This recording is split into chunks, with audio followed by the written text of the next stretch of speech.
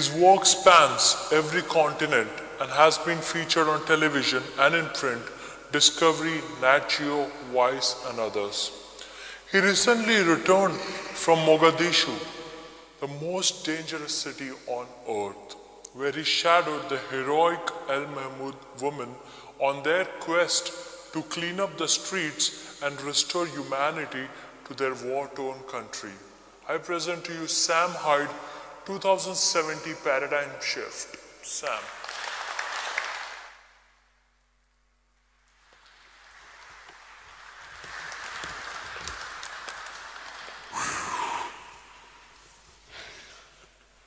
I have this water here. Is this anybody's? I'm claiming that right there. All right.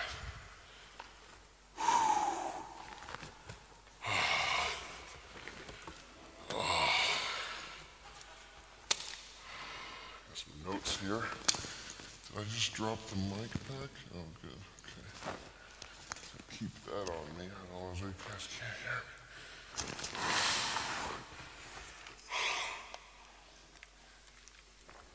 Give me like 25 seconds here.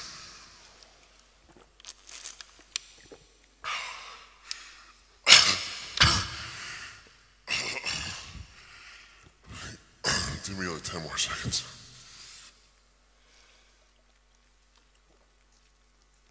Oh man, this thing.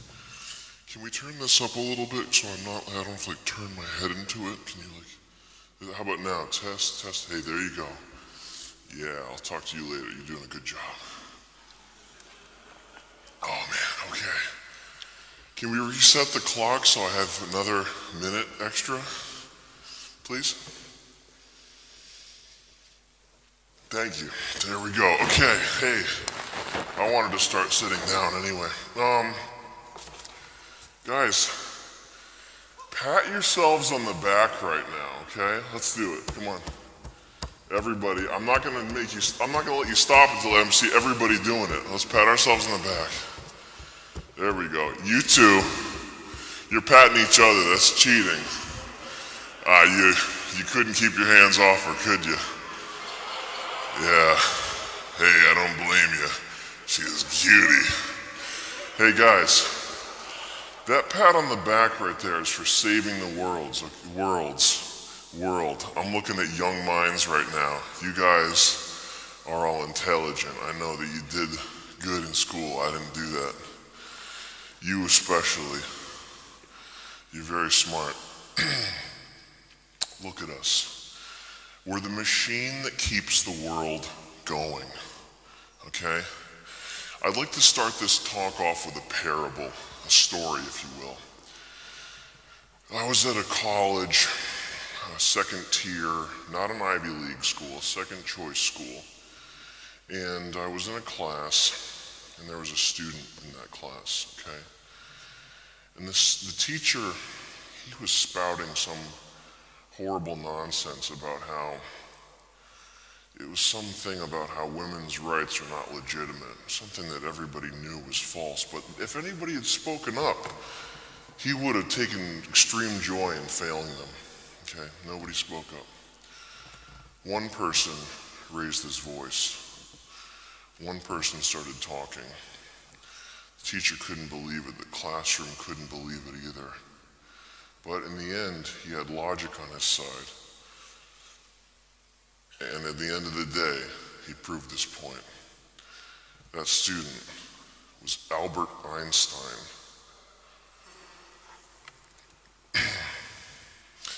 And that same sense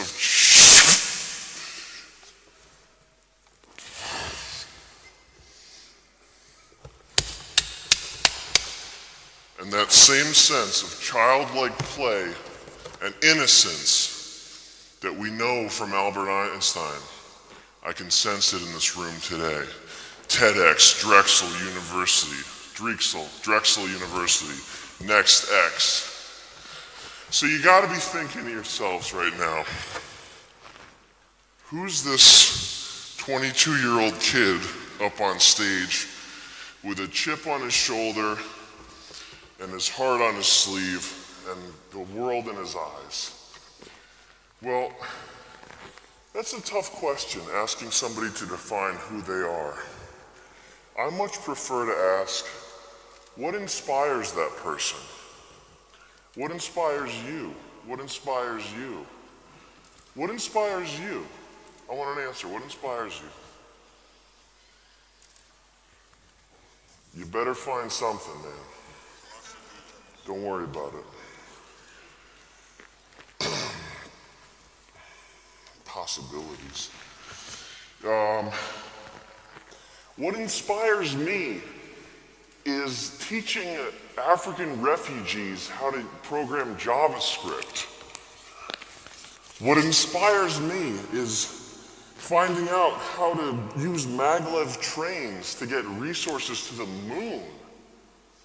These are the challenges that tomorrow's going to face, okay? How are we going to get clean drinking water to 2 billion Chinese people? You got an answer? Get inspired. I'm going to be picking on you. The second thing that inspires me are ideas. Ideas are amazing. Ideas are like currency. Ideas are what drives the world. Ideas are what we need to get to the next stage. And not just great inventions like the train, little things like this microphone that enables me to speak to the unwashed masses. TED Talks. TED Talks are another great idea. Where would we be right now? And we have to talk about it because great ideas don't come in all shapes and sizes. 9/11, September 11th. And we're going to use some reverence here and not be silly about this, but look at what they accomplished with no weapons and just 11 guys who didn't even speak English. And that proves that sometimes great ideas are actually horrible ideas. So, I'm Sam Hyde. I'm an important thinker. I'm a creator, innovator, artist, idea. But above all else, I'm a passionate, childlike innovator. I've been all around the globe.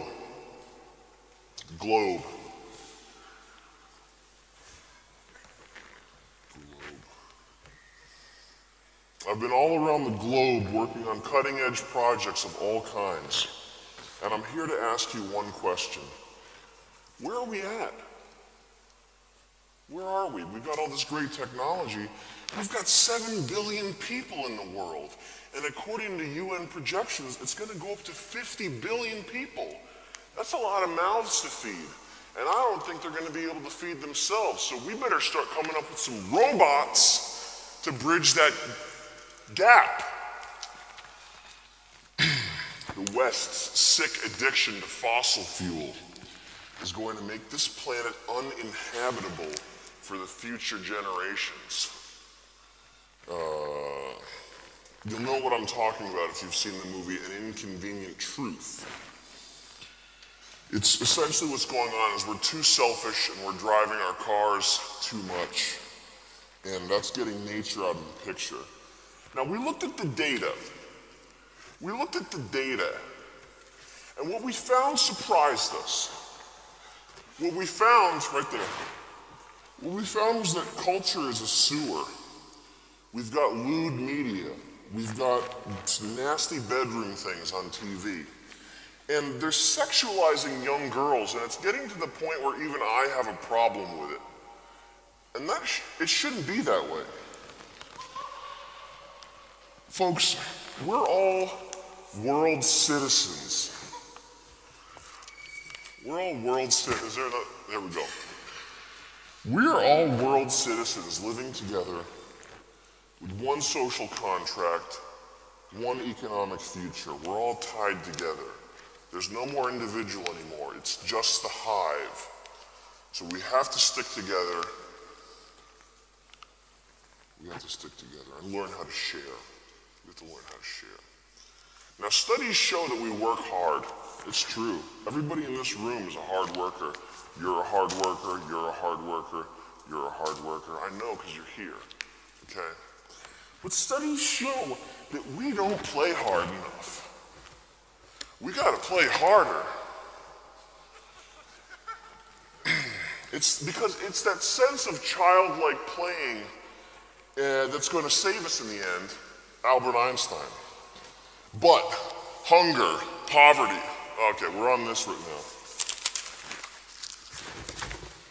Can you control the slides? Get on the right slide. Go ahead, go ahead, go ahead. It's fine. There we go. Trash economy. Go back. Go back. Okay. I was in Rwanda. I was with a little startup you may have heard of, Tesla. Okay? Elon Musk was there, a team of innovators, artists, creators, ideas, thinkers. We were there. And we were giving iPads to this village of Africans. And it was so freaky because, they're so intuitive. You just doop, doop, swipe it, and it works. But these guys, we gave them like 2-hour tutorials, and they couldn't figure out how to use the freaking things. The problem is us. The people in this room right now, the solution is us. The problem is greedy corporations. We do things that matter. New York Times. I'll just skip ahead here. By my calculations, we have 5 years until the world ends. Unless we can start to reverse things like pollution and war. Pollution, war, these are big problems. Fix it now! Close your eyes. Everybody in this room, close your eyes. I'm not going to do anything weird or sensual with you. Close your eyes. We're going to change some minds right now. Everybody close your eyes. Okay, close them. Seal them up. Seal them up good. You, especially you. I want those eyes closed. Get on it. Make sure your friend has her eyes closed too. Now look, this is a pivotal moment in human history. Right now in this room, Drexel University, TEDx, NextX, this is the time to be doing this. Take this moment in, breathe deeply, okay? Neurons are firing in your brain right now. You're more alert, you're astrally projecting. You're getting a little bit high on the sound of my voice. I have a nice timbre to it. I know that I'm a good public speaker. You're drinking bulletproof coffee. And you don't even realize you're getting all jagged up in the head listening to my presentation. You're gonna remember this forever. 2070, future, now. What? 2070 predictions. The next 50 years are gonna be some serious stuff. Seafloor farming, 75% of the world's surface not being used by agriculture. On the seafloor, you're gonna have sea beets, sea yams, sea cabbage. Have you ever had a sea salad? Have you ever had sea cheesy baked potatoes that blew your socks off? Because you're gonna be. 2070 coming up. Trash economy, the abundance of trash. What are we gonna do with it? Are we gonna put it on an island? Are we gonna make it somebody else's problem? Or are we gonna take the initiative and take this problem by the horns? Trash economy. You use cubes of trash as money. Everybody becomes rich. It's a gold rush. Walk with me. Most of the major cities will be replaced with vast pleasure domes used exclusively by the Excelsiites, who are the neo-upper class, while the displaced hordes of lower-class depth grovelers will live underground in tiered cities, endlessly toiling away for nuggets of neoplasmin. Video games are going to get more realistic.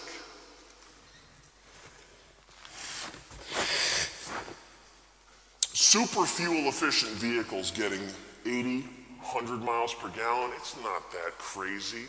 You think I'm nuts right now because I'm suggesting something high tech like that? Flip side of that coin, gas, $10 a gallon. You can't win them all, but we can make do because we're gonna have solar power also. Race riots, extreme racial tension and unrest. It's called the knockout game, and eventually white people are gonna get tired of playing it. That's all I'm saying. I'll skip that one. You have 2 minutes left? Okay. Playing games with me, huh? Can we get the original 18 minutes back on here? You caught me. I'm unprepared. Now, 2070, due to the massive birth increase, we're gonna have a shortage of milk. What this means is the Neo-Earth Good Government League is gonna have to genetically modify all humans, male and female, to lactate once a month. Once every month, you're gonna be going to a lactation processing center where they'll hook you up to all kinds of weird things. Now, due to some fluke, about 3% of the population produces milk, about 500% as much milk. So they're gonna have to be farmed constantly, and it's very painful. But they're gonna be rounded up by FEMA, and their milk will serve the greater good. Guys, what's the one problem right now that's not gonna be around in 2070? The elderly and the disabled. 'Cause we're just gonna kill them. We're just gonna kill them. So we looked at the data. We got robots policing the streets. 2070, we got gay marriage. Surprise, surprise, bigots, okay? Sorry, in 2070, gay people are gonna be allowed to get married. Get used to it. Making me sick sometimes. SodaStream will do for soda what 3D printing did for assault rifles. And I think you're gonna be seeing a whole lot more of these great Apple products. The iMac.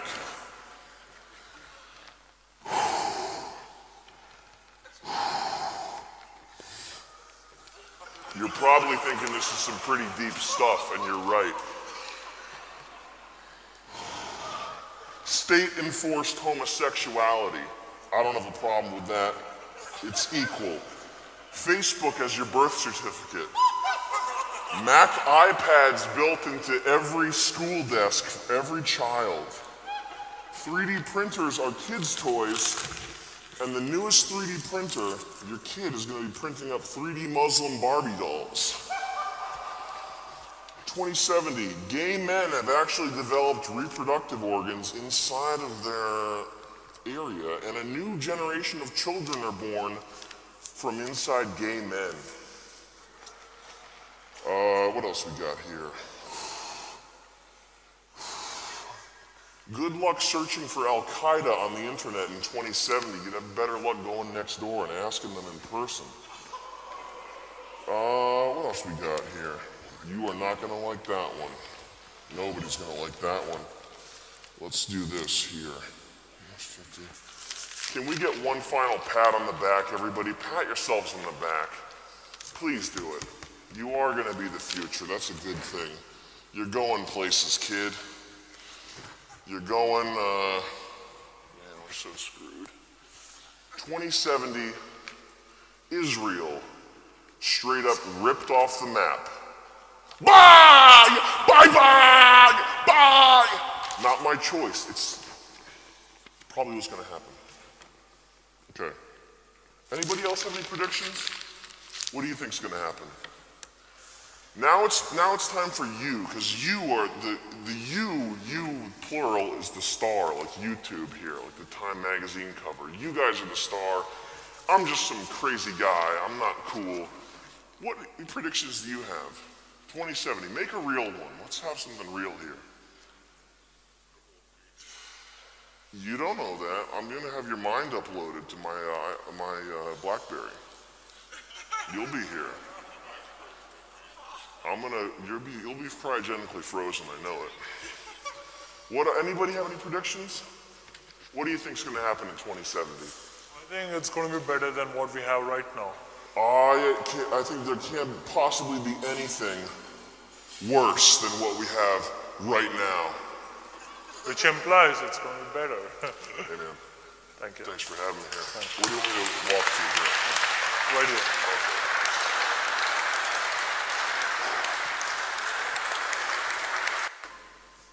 We have a question right here. Okay. This is for Mr. Hyde. Obviously, your presentation made a big impact on all of us, but I'd like to know what messages that you'd like us to take away from that exactly.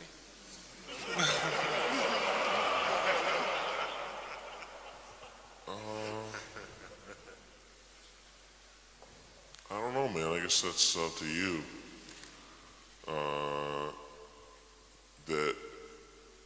I don't know. It's nothing. It's just a bunch of crap.